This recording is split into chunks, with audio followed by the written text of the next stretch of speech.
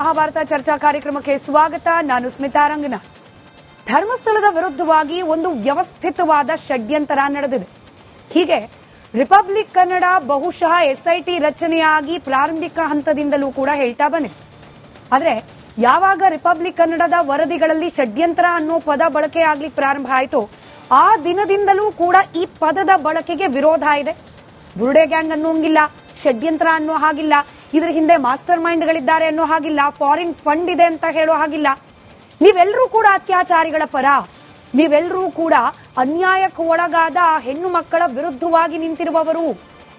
ಸೌಜನ್ಯ ಸೇರಿದಂತೆ ಅನೇಕ ಹೆಣ್ಣು ಮಕ್ಕಳ ಅತ್ಯಾಚಾರ ಆಗಿದೆ, ಕೊಲೆ ಆಗಿದೆ, ಅವರಿಗೆ ನ್ಯಾಯ ಸಿಗಬಾರದು ಅನ್ನೋರ ಪರವಾಗಿರುವವರು ನೀವು.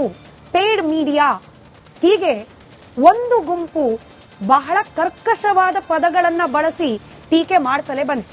ಇದು ಕೇವಲ ರಿಪಬ್ಲಿಕ್ ಕನ್ನಡಕ್ಕೆ ಸೀಮಿತವಾಗಿಲ್ಲ. ಈ ರೀತಿಯ ಟೀಕೆ ಟಿಪ್ಪಣಿ ಯಾರೆಲ್ಲ ಧರ್ಮಸ್ಥಳದ ಪರವಾಗಿ ಮಾತನಾಡ್ತಾ ಇದ್ರು, ಅದು ರಾಜಕಾರಣಿಗಳಾದ್ರೂ ಆಯ್ತು, ಹೋರಾಟಗಾರರಾದ್ರೂ ಆಯ್ತು, ಪತ್ರಕರ್ತರಾದ್ರೂ ಆಯ್ತು, ಸಾಮಾನ್ಯ ಜನರೇ ಆದ್ರೂ ಆಯ್ತು, ಯಾರೆಲ್ಲ ಧರ್ಮಸ್ಥಳದ ಪರವಾಗಿ ಮಾತನಾಡ್ಲಿಕ್ಕೆ ಪ್ರಾರಂಭ ಮಾಡಿದ್ರು ಎಲ್ಲರನ್ನ ಕೂಡ ಪರ್ಸನಲ್ ಟಾರ್ಗೆಟ್ ಮಾಡಿ ವಾಚಾಮಗೋಚರವಾಗಿ ಬೈಯೋದೇ ಖಯಾಲಿ ಆಗೋಗಿತ್ತು. ಷಡ್ಯಂತ್ರ ಅಂತ ಹೇಳಿಕ್ ನೀವ್ಯಾರು? ನಿಮ್ಮ ಹತ್ರ ಸಾಕ್ಷ್ಯ ಏನಿದೆ? ಎಸ್ಐಟಿ ಹೇಳಿದ್ಯಾ? ಸರ್ಕಾರ ಹೇಳಿದ್ದಾರಾ? ಯಾರಾದ್ರೂ ಸಾಕ್ಷ್ಯಗಳು ಬಂದು ಹೇಳಿದ್ದಾರಾ? ಈ ಬುರುಡೆ ತಂದಿದ್ದ ಚಿನ್ನಯ್ಯ ಹೇಳ್ತಿರೋದು ಕಟ್ಟುಕತೆ ಹೆಂಗ್ ಹೇಳಿದ್ರಿ? ಹೀಗೆ ಸಾಲು ಸಾಲು ಪ್ರಶ್ನೆಗಳನ್ನ ನಿರಂತರವಾಗಿ ಕೇಳ್ತಲೇ ಬಂದಿದ್ರು ಸೋ ಕಾಲ್ಡ್ ಹೋರಾಟಗಾರರು, ಹಾಗೆ ಅವರ ಪಟಾಲಂ. ಆದ್ರೆ ಈಗ ನಿನ್ನೆ ನಡೆದ ಒಂದು ಮಹತ್ವದ ಘಟನೆ. ಹೈಕೋರ್ಟ್ನಲ್ಲಿ ಸರ್ಕಾರದ ಪರ ವಕೀಲರು ವಾದ ಮಂಡನೆ ಸಂದರ್ಭದಲ್ಲಿ ಮೊದಲ ದಿನದಿಂದ ರಿಪಬ್ಲಿಕ್ ಕನ್ನಡದಲ್ಲಿ ಯಾವೆಲ್ಲ ವರದಿಗಳು ಪ್ರಸಾರ ಆಗಿದೆ, ರಿಪಬ್ಲಿಕ್ ಕನ್ನಡದ ಸ್ಟುಡಿಯೋದಲ್ಲಿ, ರಿಪಬ್ಲಿಕ್ ಕನ್ನಡದ ಕ್ಯಾಮೆರಾ ಮುಂದೆ ಯಾರೆಲ್ಲರೂ ಧರ್ಮಸ್ಥಳದ ವಿಚಾರದಲ್ಲಿ ಮಾತನಾಡಿದ್ದಾರೆ, ಅವೆಲ್ಲವೂ ಕೂಡ ಸತ್ಯ ಅನ್ನೋದು ಸಾಬೀತಾಗಿದೆ. ಷಡ್ಯಂತರ ಅನ್ನೋ ಪದ ಬಳಕೆಯನ್ನ ಸರ್ಕಾರದ ಪರವಾದ ವಕೀಲರು ಕೂಡ ಬಳಕೆ ಮಾಡಿದ್ದಾರೆ. ಈಗ ನೋಡೋಣ, ಸರ್ಕಾರದ ವಕೀಲರಿಗೆ, ಎಸ್ಐಟಿಗೆ, ಇದರ ಜೊತೆಯಲ್ಲಿ ನ್ಯಾಯಾಲಯಕ್ಕೂ ಕೂಡ ವಾಚಾಮಗೋಚರವಾಗಿ ಬೈಲಿಕ್ಕೆ ಈ ಪಟಾಲಂ ಪ್ರಾರಂಭ ಮಾಡುತ್ತಾ ಅಂತ ಹೇಳಿ. ಅಲ್ಲಿಗೆ ಮುಗಿದೋಯ್ತಾ? ಧರ್ಮಸ್ಥಳದ ವಿರುದ್ಧದ ಷಡ್ಯಂತರ ಬಯಲಾಗೋಯ್ತಾ? ಇನ್ಮೇಲೆ ಯಾರು ಕೂಡ ಧರ್ಮಸ್ಥಳದ ವಿರುದ್ಧ ಮಾತನಾಡೋದಿಲ್ವಾ? ಎಸ್ಐಟಿ ತನಿಖೆ ಆದ್ರೆ ಅಲ್ಲಿಗೆ ಎಲ್ಲವೂ ಕೂಡ ಕ್ಲಿಯರ್ ಆಗೋಯ್ತಾ ಅಂದುಕೊಳ್ಳುವ ಹೊತ್ತಿಗೆನೆ ಮತ್ತೊಂದು ದೂರು ದಾಖಲಾಗಿದೆ ಎಸ್ಐಟಿ ಎದುರಿಗೆ. BM ಭಟ್ರು, ನೀವು ಕೂಡ ಮಹಾಭಾರತ ಚರ್ಚಾ ಕಾರ್ಯಕ್ರಮದಲ್ಲಿ ಅವರು ಗಮನಿಸಿದ್ದೀರಿ, ಅನೇಕ ಬಾರಿ ಮಾತನಾಡಿದ್ದಾರೆ ಕೂಡ. ಎಸ್ಐಟಿ ಮುಂದೆ ಹೋಗಿ ಮತ್ತೊಂದು ದೂರು ಕೊಟ್ಟಿದ್ದಾರೆ. ಅಲ್ಲಿಗೆ ಇದೊಂದು ರೀತಿ ನಿಲ್ಲದ ಕತೆ ಮೆಗಾ ಸೀರಿಯಲ್ ಆಗಿ ಮುಂದುವರಿಬೇಕಾ? ಸತ್ಯ ಪದೇ ಪದೇ ಆಚೆ ಬರ್ತಿದ್ರು ಕೂಡ ಸತ್ಯ ಇದಲ್ಲ ಅಂತ ಹೇಳೋ ಪ್ರಯತ್ನ ನಿಲ್ಲೋದೇ ಇಲ್ವಾ? ಈ ನಿಟ್ಟಿನಲ್ಲಿ ಚರ್ಚೆಯನ್ನ ಪ್ರಾರಂಭ ಮಾಡ್ತಾ ಇದ್ದೀನಿ. ಚರ್ಚೆಯಲ್ಲಿ ಪತ್ರಕರ್ತರಾದ ಕೀರ್ತಿ ಶಂಕರ್ ಘಟ್ಟ, ಹಾಗೆ ಬಿಜೆಪಿಯ ವಕ್ತಾರರಾದ ಚಂದ್ರಶೇಖರ್ ಅವರಿದ್ದಾರೆ. ಹಾಗೆ ಮತ್ತೊಬ್ರು ಪತ್ರಕರ್ತರು ಮೋಹನ್ ಬೋಳಂಗಡಿ ಅವರು ಹೊರಗಿನಿಂದ ಜಾಯ್ನ್ ಆಗಿದ್ದಾರೆ. ನಮಸ್ಕಾರ, ಮೂವರಿಗೂ ಕಾರ್ಯಕ್ರಮಕ್ಕೆ ಸ್ವಾಗತ.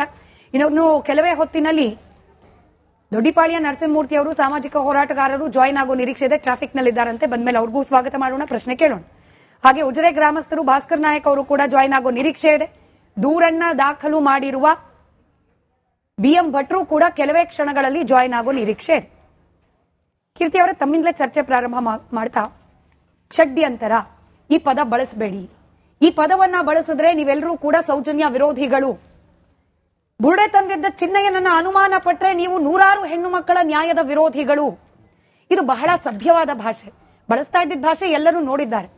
ಹೀಗಂತ ಇದ್ದವ್ರು ಇವಾಗ ಸರ್ಕಾರಿ ವಕೀಲರನ್ನ ಪ್ರಶ್ನೆ ಮಾಡ್ಬೇಕು, ಹೋಗಿ ಅವ್ರೂ ಅದೇ ಪದಗಳಲ್ಲಿ ಬೈಬೇಕು, ಸರ್ಕಾರವನ್ನು ಬೈಬೇಕು, ಎಸ್ಐಟಿನೂ ಬೈಬೇಕು. ಇದು ಬಿಟ್ರೆ ಬೇರೆ ಏನಾದ್ರು ಆಪ್ಷನ್ ಉಳಿದಿದೆಯಾ? ಏನ್ ಆಪ್ಷನ್ ಇದೆ? ಇವತ್ತು ಬೆಳಗ್ಗೆಯಿಂದ ಇನ್ನೊಂದು ಟ್ರೆಂಡ್ ಮಾಡ್ತಾ ಇದ್ದಾರೆ. ಮೊಹಂತಿ ಅವರ ಫೋಟೋ ಹಾಕ್ಬಿಟ್ಟು ಹೈಕೋರ್ಟ್ಗೆ ಎಸ್ಐಟಿಯಿಂದ ರಿಪೋರ್ಟ್ ಕೊಟ್ಟಿದ್ದಾರೆ, ಅದರಲ್ಲಿ ಯಾವುದೇ ಷಡ್ಯಂತ್ರ ನಡೆದಿಲ್ಲ ಅಂತ ಹೇಳಿದ್ದಾರೆ ಅಂತ ಅಂದ್ಬಿಟ್ಟು ಒಂದು ಫೇಕ್ ಪೋಸ್ಟ್ ಕ್ರಿಯೇಟ್ ಮಾಡ್ಕೊಂಡು ಇವತ್ತೆಲ್ಲ ಕಡೆ ಹರಡೋ ಕೆಲಸ ನಡೀತಾ ಇದೆ. ಬಟ್ ಸಾಕ್ಷಿಯಾಗಿ ಉಳ್ಕೊಂಡಿದೆ. ನಿನ್ನೆ ಟೋಟಲ್ 7 ಗಂಟೆ ಒಂದು 50 ನಿಮಿಷದ ಒಂದು ವಿಡಿಯೋದಲ್ಲಿ 7 ಗಂಟೆ 26 ನಿಮಿಷದಿಂದ ಸೆಷನ್ ಸ್ಟಾರ್ಟ್ ಆಗುತ್ತೆ. 14th ಬೆಂಚಲ್ಲಿ ಸ್ಟಾರ್ಟ್ ಆಗುತ್ತೆ.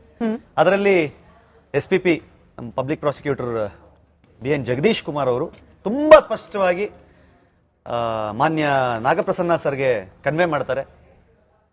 There is a chances of conspiracy ಅಂತ. ಅದಕ್ಕೆ ಅವ್ರು ಕೇಳ್ತಾರೆ, ವೈ ಕಾನ್ಸ್ಪಿರಸಿ ಅಂತ. We are into it ಅಂತ ಹೇಳ್ತಾರೆ. ನಾವು ಅದನ್ನು ಫಾಲೋ ಅಪ್ ಮಾಡ್ತಾ ಇದೀವಿ, ಯಾಕೆ ಮಾಡ್ತಿದ್ದಾರೆ ಅನ್ನೋದು ಗೊತ್ತಾಗುತ್ತೆ ಅಂತ. ಕಾನ್ಸ್ಪಿರಸಿ ಅನ್ನುವಂತಹ ವರ್ಡ್ ಅನ್ನ ಮೊದಲು ಗಟ್ಟಿಯಾಗಿ ಹೇಳಿದ್ದು, ಅಂದ್ರೆ ಕನ್ನಡದಲ್ಲಿ ಷಡ್ಯಂತ್ರ ಅಂತ ಹೇಳಿದ್ದು ನಮ್ಮ ರಾಜ್ಯದ DCM. ನಾವು ಅಲ್ಲಿಂದ ಸ್ವಲ್ಪ ಧೈರ್ಯವಾಗಿ ಹೇಳಕ್ ಶುರು ಮಾಡಿದ್ವಿ, ಇನ್ನು DCM ಹೇಳ್ಬಿಟ್ರಲ್ಲಪ್ಪ ಅಂತ, ಷಡ್ಯಂತ್ರ ಆಗಿದೆ ಅಂತ. ಯಾಕಂದ್ರೆ ಸರ್ಕಾರ ಯಾವುದೇ ವರದಿಗಳನ್ನು ಬರದೇನೆ ಒಬ್ಬ DCM ಆದವರ ಸ್ಟೇಟ್ಮೆಂಟ್ ಗಳನ್ನ ಕೊಡ್ಲಿಕ್ಕೆ ಬರೋದಿಲ್ಲ. ಸೊ ನಾವು ಅದಾದ್ಮೇಲೂ ಹೇಳಿದ್ರು ಸಹಿತ ಇದೇ ಡಿಬೇಟ್ ಇದೇ ಟೇಬಲ್ ಕುತ್ಕೊಂಡು DCM ಅವ್ರನ್ನ ಕೆಳಗಿಳಿಸ್ಬೇಕಂತೆಲ್ಲ ಮಾತಾಡ್ಬಿಟ್ರು. DCM ಅವರು ರಾಜೀನಾಮೆನ ಕೊಟ್ಟು ಬಿಡ್ಬೇಕು, ಅವ್ರನ್ನ ಕೆಳಗಿಳಿಸೋ ತನಕ ಬಿಡಲ್ಲ ಅನ್ನೋ ತರದಲ್ಲೆಲ್ಲ ಮಾತಾಡ್ತಾರೆ. ಅವರ ಆ ಪೊಸಿಷನ್ ಅಲ್ಲಿ ಇರಕ್ಕೆ ಯೋಗ್ಯರೇ ಅಲ್ಲ. ನಾವು ಅದಕ್ಕೆ ಒಂದು ಕ್ಯಾಂಪೇನೇ ಮಾಡ್ತೀವಿ ಇವಾಗ, ಅದನ್ನ ಕೆಳಗಡೆ ಇಳಿಸ್ಲಿಕ್ಕೆ. ಮಾಡಿದ್ರ ನಿಮ್ ಗಮನಕ್ಕೆ ಆಮೇಲೆ ಮಾಡಿಲ್ಲ. ಸೊ ಆಯ್ತು, ಅದೆಲ್ಲ ಆಗಿ ಇವತ್ ನೋಡಿ ನಿನ್ನೆ ಸಂಜೆ ಆದ್ಮೇಲೆ ಇವ್ರಿಗೆ ಹೆಂಗಾಗಿದೆ ಅಂತಂದ್ರೆ, ಈಗಲೂ ಸಹಿತ ನಾನು ಹೇಳೋದು ಸೋಷಿಯಲ್ ಮೀಡಿಯಾದಲ್ಲಿ ಇವತ್ ಸಂಜೆ ಚಿನ್ನಯ್ಯ 2 ವರ್ಷದ ಹಿಂದೆ ತಿಮರೋಡಿ ಅವ್ರ ಜೊತೆ ಕೂತ್ಕೊಂಡು ಅವ್ರ ಮನೆಯಲ್ಲಿ ಮಾತಾಡ್ತಾ ಇರೋ ವಿಡಿಯೋನ ರಿಲೀಸ್ ಮಾಡಿದ್ದಾರೆ ಇವತ್ತು. ಇವರು ವಾದ ಈಗೇನು ಅಂತಂದ್ರೆ, ಚಿನ್ನಯ್ಯ ಅವನಾಗೇ ಬಂದು ತಿಮರೋಡಿ ಅವರ ಬಳಿಯಲ್ಲಿ ಕೇಳ್ಕೊಂಡ, ಅವರಾಗೆ ಬಂದು ಕೇಳ್ಕೊಂಡ ಮೇಲೆ ತಿಮರೋಡಿ ಅವ್ರ ಸಹಾಯಕ್ಕೆ ನಿಲ್ದೇ ಸ್ವಲ್ಪ ರಿಪೀಟ್ ತರ ಅನ್ಸ್ತಿಲ್ವಾ? ಸುಜಾತಾ ಭಟ್ ಅವರಾಗೆ ಬಂದ್ರು, ಅವರಾಗೆ ಕಣ್ಣೀರ್ ಹಾಕಿದ್ರು, ಅವ್ರ ಕಣ್ಣೀರಿಗೆ ನಾವು ಕರಗದ್ವಿ, ಆಮೇಲೆ ಅವ್ರು ಸುಳ್ಳು ಹೇಳಿದ್ರು ಅಂತ ಹೇಳಿ ನಾವು ಹೊಣೆ ಅಲ್ಲ. ಚಿನ್ನಯ್ಯ ಅವನಾಗೆ ಬಂದ, ಬುರುಡೆಗಳನ್ನು ಹೂತಿದ್ದಾಗ ಹೇಳ್ದ, ಇವಾಗ ಸುಳ್ಳು ಹೇಳಿದ್ರೆ ನಾವು ಹೊಣೆ ಅಲ್ಲ. ಇದು ಒಂಥರ ಪ್ಯಾಟ್ರನ್. ನಾನು ಹೇಳ್ತಾ ಇರೋದು ಈ ವಿಡಿಯೋಗಳನ್ನೆಲ್ಲ ಸೇಫರ್ ಸೈಡ್ ತೆಗೆದಿಟ್ಕೊಂಡ್ರು ವಿಡಿಯೋಗಳು ಇವೆಲ್ಲ, ಬಿಕಾಸ್ ಅವ್ರು ಇಲ್ಲಿ ತನಕ ಎಲ್ಲೂ ಬಿಡಲ್ಲ. ಆಮೇಲೆ ನಮ್ಗೆ ಹೇಳಿದ್ದೇನು, ನಿಮ್ಮದೇ ಚಾನೆಲ್ ನ ನಾಗೇಂದ್ರ ಅವರು ಮಾತಾಡಿಸದಕ್ಕೆ ಹೋದಾಗ ಇದೇ ಗಿರೀಶ್ ಮಟ್ಟಣ್ಣ ಅವರು ಹೇಳಿದ್ದು, ನನಗೆ ಯಾಕೆ ಪರಿಚಯ ಇರಬೇಕು, ಆ ವಿಷಯ ಯಾಕೆ ಬೇಕು ಇವಾಗ, ನಾನ್ ಮಾತಾಡ್ಸಿಲ್ಲ ಅಂತ ಹೇಳಿದ್ಮೇಲೆ ಒಂದೇ ಮನೇಲಿ ಒಟ್ಟಿಗೆ ಇದ್ರಂತವ್ರು.